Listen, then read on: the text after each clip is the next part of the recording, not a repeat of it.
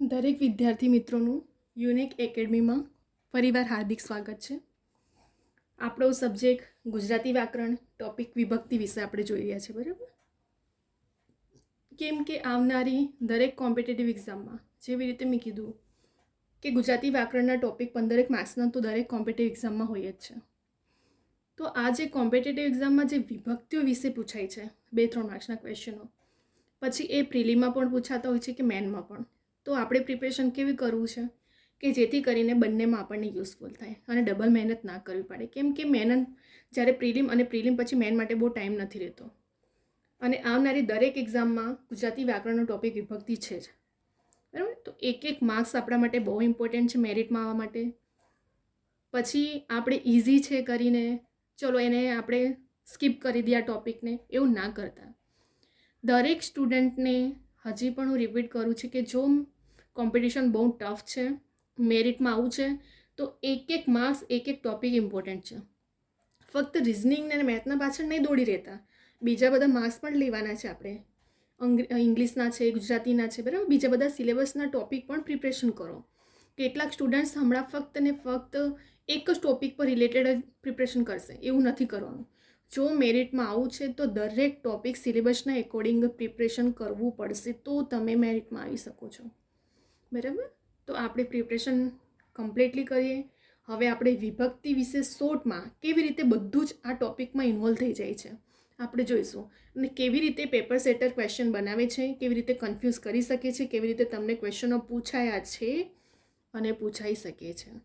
હવે આપણે સ્ટાર્ટ કરીએ વિભક્તિ વિશે. આપણે લાસ્ટ વિડીયોમાં 4 વિભક્તિઓ જોઈ, હવે આપણે 5મી વિભક્તિ જોઈશું. તો 5મી વિભક્તિ શેની વિભક્તિ છે? અપાદાન. એક ક્વેશ્ચન આપણો અહીં બની ગયો 1 માર્ક્સ. શેની બની ગઈ આપણું 1 માર્ક્સ આપણો અહીં કે 5મી વિભક્તિ આપણી અપાદાનની છે, બરાબર? શેની છે? તો આપણી 5મી વિભક્તિ અપાદાનની વિભક્તિ છે. હવે એના પ્રત્યય કયા?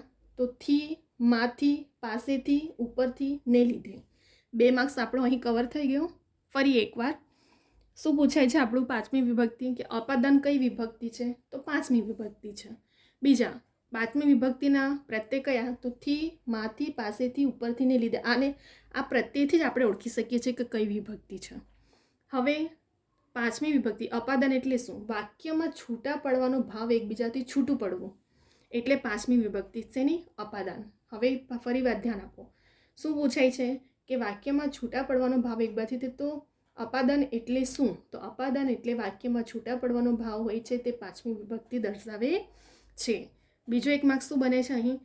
ઉદાહરણ જોઈએ. ઝાડ પરથી ફળ પડ્યું. થી પ્રત્યય આવ્યો, જો અહીં જો પ્રત્યય છે થી, તો ઝાડ પરથી ફળ પડ્યું એ અપાદાન, છૂટો પડવાનો ભાવ છે, અપાદાન છે, એટલા માટે 5મી વિભક્તિ છે. ઓળખાઈ ગયું આપણે તરત જ. ફરી એકવાર 1 માર્ક્સ. 5મી વિભક્તિ કઈ વિભક્તિ છે? તો અપાદાનની છે. તમને પૂછી શકે છે કે અપાદાન કઈ વિભક્તિ છે? તો 5મી વિભક્તિ. એના પ્રત્યય કયા? તો થી, માંથી, પાસેથી, ઉપરથી, ને લીધે. આ બધા એના શું છે? પ્રત્યય છે. હવે અપાદાન એટલે શું? વાક્યમાં છૂટા પડવાનો ભાવ એકબીજાથી છૂટું પડવું. જેમ કે ઉદાહરણ જોઈએ આપણે, ઝાડ પરથી ફળ પડ્યું. તો ઝાડ પરથી ફળ છૂટો પડવો એ શું છે? એને અપાદાન થયું. વાક્યમાં છૂટો થયો ને એકબીજાથી, ઝાડ પરથી ફળ પડ્યું, એ 5મી વિભક્તિ છે. તો આવી રીતે આપણે 5મી વિભક્તિ પણ ઓળખી લીધું. હવે આપણે જોઈશું ષષ્ઠી વિભક્તિ વિશે. તો ષષ્ઠી વિભક્તિ શેની છે? સંબંધ. 1 માર્ક્સ પૂછાય અહીં કે સંબંધ કઈ વિભક્તિ છે? તો ષષ્ઠી વિભક્તિ છે. એના પ્રત્યય કયા? નો, ની, નું, બરાબર? બીજો માર્ક્સ બની ગયો આપણો અહીં. કયા પ્રત્યય છે? નો, ની, નું. હવે તમને પૂછશે કે સંબંધ ષષ્ઠી વિભક્તિની વ્યાખ્યા શું કહે છે? કે સંબંધ જોડનાર તેને ષષ્ઠી વિભક્તિ કહે છે, બરાબર? કઈ વિભક્તિ સંબંધ જોડનાર છે? તો ષષ્ઠી વિભક્તિ, જે સંબંધ દર્શાવે છે. હવે આપણે ઉદાહરણ જોઈશું એટલે તમને વધારે સમજ પડશે. રાણા પ્રતાપનો ઘોડો. તો નો પ્રત્યય આવ્યો, જો નો આવ્યો. રાજાની રાણી. તો નો, રાજાની, ની પ્રત્યય આવ્યો. હવે આ શું દર્શાવે છે? સંબંધ દર્શાવે છે કે રાણા પ્રતાપનો ઘોડો એ સંબંધ છે. રાજાની રાણી બંને વચ્ચે શું છે? સંબંધ છે. રાણા પ્રતાપનો ઘોડો સંબંધ છે. તો આ બધું સંબંધ દર્શાવે તેને ષષ્ઠી વિભક્તિ ઓળખવામાં આવે છે. હવે આપણે જોઈશું સપ્તમી વિભક્તિ વિશે. આપણો 1 માર્ક્સ સંબંધનો બની ગયો કે ષષ્ઠી વિભક્તિ. બીજો માર્ક્સ પ્રત્યયનો બન્યો. ત્રીજો એની વ્યાખ્યા બની કે સંબંધ જોડનાર તે ષષ્ઠી વિભક્તિ. અને બીજો એક એક્ઝામ્પલ તમને પૂછે છે, ઉદાહરણ આપીને વાક્ય પૂછે છે કે તો આપણે ઓળખવાનું હોય છે કે કઈ વિભક્તિ છે. તો તમને ખબર હોવું જોઈએ કે પાંચમી વિભક્તિ અપાદાનની છે, ષષ્ઠી વિભક્તિ સંબંધની છે. કે સંબંધ દર્શાવતો હોય ખાલી તમને વાક્ય આપી દેશે અને પછી વિભક્તિ ઓળખવાની કે પાંચમી, છઠ્ઠી, સાતમી કે આઠમી. તો આપણને ખબર હોવું જોઈએ કે સંબંધ એ ષષ્ઠી વિભક્તિ દર્શાવે છે. એવી રીતે પેપર સેટર કન્ફ્યુઝ કરે છે અને ક્વેશ્ચનો હાર્ડ પૂછે છે. હવે જોઈશું આપણે સપ્તમી વિભક્તિ. તો સપ્તમી વિભક્તિ શેની છે? અધિકરણ. 1 માર્ક્સ બની ગયો આપણો અહીં. શેનું છે? અધિકરણ. હવે એના પ્રત્યય કયા? અંદર, બહાર, ઉપર, નીચે, પડખે, તરફ, સામે, પહેલાં, પછી, બાદ, આગળ, પાછળ, સુધી, લગી. આ બધા શું છે ને? પ્રત્યય છે. તો તમને કેવી રીતે ક્વેશ્ચન અહીં માર્ક્સ બને છે? એક તો અધિકરણ કઈ વિભક્તિ છે? તો સપ્તમી વિભક્તિ. તમને કન્ફ્યુઝ કરવા માટે શું કરશે? અધિકરણ નીચેમાંથી કઈ વિભક્તિ છે? તો પછી તમને પાંચમી, છઠ્ઠી, સપ્તમી, અષ્ટમી. તો ખબર હોવું જોઈએ કે સપ્તમી વિભક્તિ છે. બીજું પ્રત્યય પૂછી શકે છે. અંદર, બહાર, ઉપર, નીચે બધા પ્રત્યયો આગળ પાછળ શું એ કઈ વિભક્તિમાં આવે છે? તો સપ્તમી વિભક્તિમાં આવે છે. હવે અધિકરણ એટલે શું? 1 માર્ક્સ અહીં પણ બને છે. ક્રિયાનું સ્થાન કે સમય બતાવનાર. શું છે અહીં? અધિકરણનો મિનિંગ શું થાય છે? ક્રિયાનું સ્થાન કે સમય બતાવનાર. બની ગયો 1 માર્ક્સ અહીં આપણો. હવે તમને પૂછશે કે ક્રિયાનું સ્થાન કે સમય બતાવનાર કઈ વિભક્તિ છે? તો સપ્તમી વિભક્તિ. એટલે ગમે ત્યાંથી પેપર શીટર આપણને કન્ફ્યુઝ કરે, ક્વેશ્ચન પૂછે, આપણને બધી રીતે પ્રિપરેશન હોવી જોઈએ.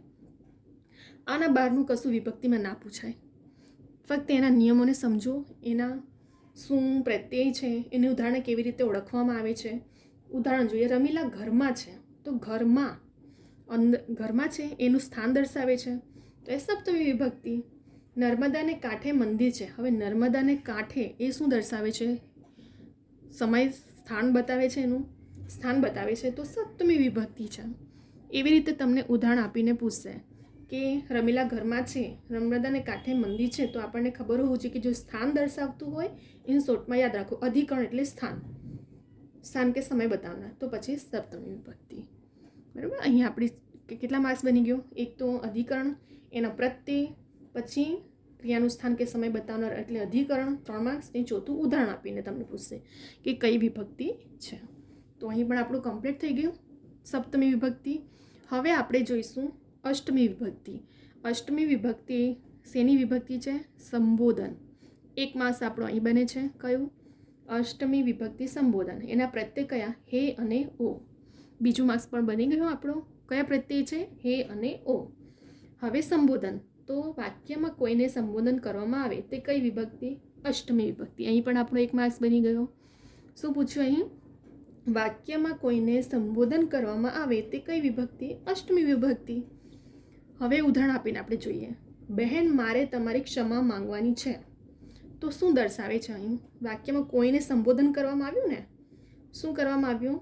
બહેન, મારે તમારી ક્ષમા માંગવું. એ બહેનને ક્ષમા માંગવી એ કોઈને સંબોધન કરી રહ્યું છે, એટલા માટે એ અષ્ટમી વિભક્તિ છે. તો 1 માર્ક્સ આપણો અષ્ટમી વિભક્તિનો સંબોધન એટલે કઈ વિભક્તિ તમને કન્ફ્યુઝ કરી શકે છે? પાંચમી, છઠ્ઠી, સપ્તમી, અષ્ટમી. તો 1 માર્ક્સ બની ગયો આપણો અહીં. પ્રત્યય પૂછશે. હે અને ઓ કઈ વિભક્તિનો પ્રત્યય છે? તો અષ્ટમીનો છે. બીજું એક ક્વેશ્ચન. વાક્યમાં કોઈને સંબોધન કરવામાં આવે તે કઈ વિભક્તિ? તો અષ્ટમી વિભક્તિ.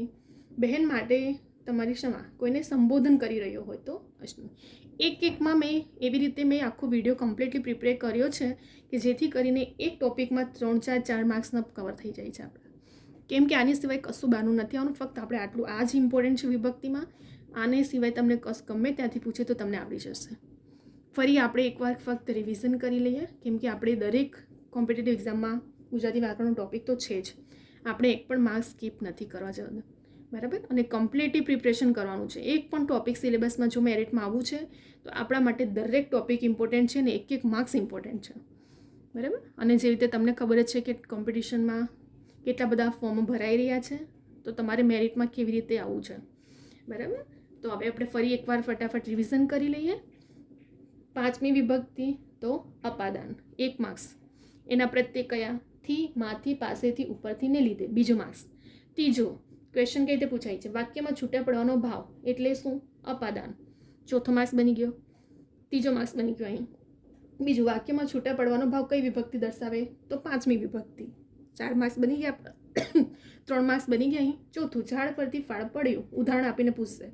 તો ઝાડ પરથી છૂટો પડવાનો ભાવ છે તો કઈ વિભક્તિ છે? પાંચમી વિભક્તિ છે. બરાબર. આટલા એકમાંથી કેટલા માર્ક્સ બન્યા? 1 2 3 4 ને 5, 4 માર્ક્સ. એટલે ગમે ત્યાંથી પૂછે, આપણે કમ્પ્લીટલી પ્રિપરેશન લાસ્ટ યરમાં પૂછાયા છે આવી રીતે ક્વેશ્ચનો. એટલા માટે જ મેં તમને દરેક પોઈન્ટને હાઇલાઇટ કરું છું, કેમ કે ઓલ્ડ સ્ટુડન્ટને થોડું ખબર નોલેજ હોય છે, પરંતુ ન્યૂ સ્ટુડન્ટને બિલકુલ પેપરની પેટર્ન ખબર નથી હોતી અને પેપર સેટર કેવી રીતે ક્વેશ્ચન ફેરવીને પૂછે છે દરેક માટે યુઝફુલ છે. બરાબર. અને આ વિડીયો ફક્ત એવું નથી કે કોમ્પિટિશન અને જે કોમ્પિટિટિવ એક્ઝામ છે એમના માટે જ છે. 8 to 9 10th 11th 12th વિભક્તિ આવે છે 10th 12thમાં, તો એમના માટે પણ યુઝફુલ છે. બરાબર. દરેક માટે આ વિભક્તિ, કેમ કે એવું નથી કે બદલાઈ જવાની છે વિભક્તિ, પછી વિભક્તિ એ જ રહેવાનું છે, ગુજરાતી વ્યાકરણ નથી બદલાવાનું. તો દરેક સ્ટુડન્ટ્સ માટે આ યુઝફુલ છે. અને જેવી રીતે આવનારી એક્ઝામમાં આપણને પ્રિલિમ મેન બંનેમાં કામ લાગશે, એવી જ રીતે મેં દરેક વિડીયો બનાવ્યા છે ગ્રામરના રિલેટેડ નિયમો પ્રમાણે. ગમે ત્યાંથી ગોખો મોડે નહીં કરો, એને સમજો અને ગમે ત્યાંથી ક્વેશ્ચન કાઢે ને તો તમને ખબર હોવું જોઈએ, બસ એટલું ઓળખતા આવડવું જોઈએ. ચલો, ષષ્ઠી વિભક્તિ શું કહે છે? તો સંબંધની છે, એના પ્રત્યે નો ની નું ના. બરાબર. હવે એક સંબંધ જોડનાર વિભક્તિ કઈ? તો ષષ્ઠી વિભક્તિ.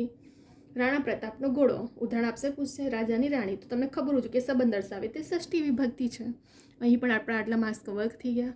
એવી જ રીતે સપ્તમી વિભક્તિ શું કહે છે? અધિકરણની છે. તમને પૂછશે કે અધિકરણ કઈ વિભક્તિ છે? પાંચમી છઠ્ઠી, તો તમને ખબર હોવું જોઈએ સપ્તમી વિભક્તિ છે. એના પ્રત્યે કયા? તો અંદર, બહાર, ઉપર, નીચે, તરફ, સામે, પહેલાં, પછી, આગળ, પાછળ બધું શું છે? ક્રિયાનો સ્થાન કે સમય દર્શાવે છે. તો જો ક્રિયાનું સ્થાન કે સમય બતાવે તે કઈ વિભક્તિ? સપ્તમી વિભક્તિ. બરાબર. તો તમને ખબર હોવું જોઈએ. જો તમને ઉદાહરણ આપીને પૂછે કે રમીલા ઘરમાં છે, નર્મદાને કાંઠે મંદિર છે, આ ઉદાહરણ છે. બરાબર. તો જ્યારે સમય કે સ્થાન દર્શાવે તો કઈ વિભક્તિ? સપ્તમી વિભક્તિ. બરાબર. હું તમને દરેક ટાઈપના કેવી રીતે ક્વેશ્ચન પૂછાય છે એ પણ હું તમને હાઇલાઇટ કરું છું. હવે અષ્ટમી વિભક્તિ શું કહે છે? સંબોધન. સંબોધન કરે છે. સંબોધનના પ્રત્યે કયા? અષ્ટમીના હે અને ઓ. આ તમારે પ્રત્યે તો યાદ રાખવું જ પડશે. બીજું તમને ખબર હોય છે અપાદાન, સંબંધ, અધિકરણ, સંબોધન એ કઈ વિભક્તિનું છે, એ પણ તમને એક માર્ક્સમાં પૂછાય છે. બીજું, વાક્યમાં કોઈને સંબોધન કરવામાં આવે તે કઈ વિભક્તિ? તો અષ્ટમી વિભક્તિ. બહેન મારી તમારી ક્ષમા માંગવાની છે, તો બહેન તમારી ક્ષમા માંગવું એ કોઈને સંબોધન કરી રહ્યું છે, બહેનને તમારી, તો અષ્ટમી વિભક્તિ બને છે. બરાબર. અહીં આપણે 4 વિભક્તિ કમ્પ્લીટ થઈ ગઈ. બરાબર. કેવી રીતે ક્વેશ્ચન પૂછાય છે, લાસ્ટ ટાઈમમાં કેવી રીતે પૂછાયા છે, આવનાર એક્ઝામમાં કેવી રીતે ક્વેશ્ચન બનાવશે, પૂછશે, આની બહારનું કશું નથી આવવાનું. તો તમે સ્ક્રીનશોટ લઈ શકો છો અથવા ડાઉનલોડ કરીને પણ આ વિડીયોને જુઓ, સમજો. તમારી નોટબુક રાખો, જેમાં બધું લખીને રાખો. નોટબુક બનાવે જ છે બધા, જેથી કરીને એક્ઝામના ટાઈમે તમને યુઝફુલ થાય. અધરવાઇઝ તમે વિડીયોને સેવ કરીને રાખો તમારા ફોનમાં. બરાબર. જેથી કરીને શું તમે જોશો, થોડું યાદ તમારે કરવું પડશે એના પ્રત્યેને બધું. જો તમે એક વખત જોશો તમને યાદ રહી જશે. બરાબર. અને વિભક્તિમાં આપણે માર્ક્સ નથી જવા દેવાનું. બહુ ઇઝી છે, ઇમ્પોર્ટન્ટ છે. ફક્ત એના નિયમો સમજો અને કેવી રીતે મેં ક્વેશ્ચન પૂછે છે તે સમજો, બસ. બરાબર. અને જેવી રીતે મેં કીધું તમને કે મેં દરેક ટોપિકના રિલેટેડ મારા દરેક વિડીયો દરેક કોમ્પિટિટિવ એક્ઝામ માટે યુઝફુલ હશે, એવા જ હું વિડીયો લઈને આવીશ. અને જેવી રીતે તમને કીધું કે તમે આ વિડીયો તમને ગમે તો લાઇક કરો, શેર કરો, કમેન્ટ કરો, સબસ્ક્રાઈબ કરો. અને બીજું, તમે નોટિફિકેશન માટે બેલ આઇકોન ઓન રાખો, જેથી કરીને તમને ફક્ત લેક્ચર અને સિલેબસના એકોર્ડિંગ વિડીયો નહીં, પણ આવનારી જેટલી પણ એક્ઝામો છે એ દરેક એક્ઝામ રિલેટેડ ઇન્ફોર્મેશન તરત અપડેટ મળી જશે. તો બેલ આઇકનને પણ ઓન રાખો નોટિફિકેશન માટે, જેથી કરીને જેમ જેમ વિડીયોના લેક્ચર અપલોડ થાય કે પછી ઇન્ફોર્મેશન જોબ એક્ઝામ રિલેટેડ મળે તો તમને દરેક ઇન્ફોર્મેશન પણ તમને મળી રહેશે. બરાબર. તો અને જો તમને કોઈ ક્વેશ્ચન હોય કોઈ એક્ઝામના રિલેટેડ, તો તમે કવિતા યુનિક એકેડમીની મારી ઇન્સ્ટાગ્રામની આઈડી એના પણ પૂછી શકો છો. બરાબર. તો અહીં આપણે 4 વિભક્તિ કમ્પ્લીટ થઈ ગઈ. લાસ્ટ વિડીયોમાં પણ આપણે 4 વિભક્તિ જોઈ, હમણાં પણ આપણી 4 વિભક્તિ કમ્પ્લીટ થઈ ગઈ છે. બરાબર. આની સિવાય કશું બહારનું નથી. અને જેવી રીતે તમને મેં શોર્ટમાં કેવી રીતે આપણે ઓળખવાનું, કેવી રીતે લર્ન કરવાનું, કેવી રીતે યાદ રાખવાનું અને કેવી રીતે ક્વેશ્ચન પૂછાય છે, બધું મેં તમને ગમે ત્યાંથી પૂછશે તો તમને આનાથી બહારનું નથી આવવાનું. બરાબર. આપણે એક પણ માર્ક્સ પણ નથી જવા દેવાનું. બરાબર. આપણા માટે દરેક ટૉપિક બહુ ઇમ્પોર્ટન્ટ છે. તો અહીં હવે આપણે વિડીયોને સ્ટોપ કરી રહ્યા છે. વિડીયોને તમે લાઇક કરો, બીજા બધા સ્ટુડન્ટને પણ શેર કરો, જેથી કરીને દરેક સ્ટુડન્ટ સુધી પહોંચે. બરાબર. અને દરેકને નિયમો એના ખબર પડે, એને કેવી રીતે ઇન શોર્ટમાં ઓળખવામાં આવે છે, બધું, અને કેવી રીતે ક્વેશ્ચન પૂછાયા છે અને કેવી રીતે પૂછાય છે બધું હું મેન્શન કરું છું આમાં મારા દરેક વિડીયોમાં. અને મારા દરેક વિડીયો જોશો તો તમને બધાની શોર્ટ ટ્રીક અને ઓથેન્ટિક બુક પ્રમાણે જ મારા બુક, કેમ કે મેં તમને કીધું છે એ ફાઇનલ આન્સર કી જે બને છે તે ઓથેન્ટિક બુકને જ માન્ય રાખે છે. બરાબર? તો પછી આપણે પ્રિપરેશન પણ સ્માર્ટલી કરવાની. બરાબર? અહીં આપણે વિડીયોને સ્ટોપ કરી રહ્યા છે હવે.